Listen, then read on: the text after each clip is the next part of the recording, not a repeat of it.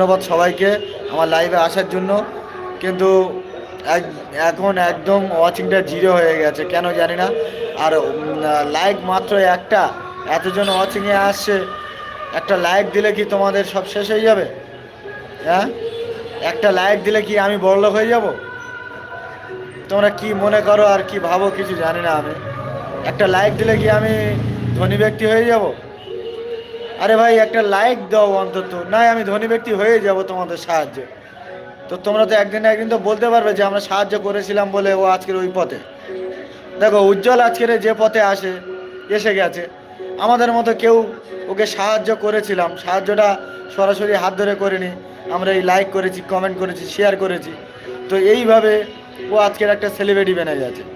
ঠিক আছে, তো সেলিব্রিটি বানিয়েছে কারা? এই তুমি, আমি, আমাদের মতো মানুষরা বানিয়েছে।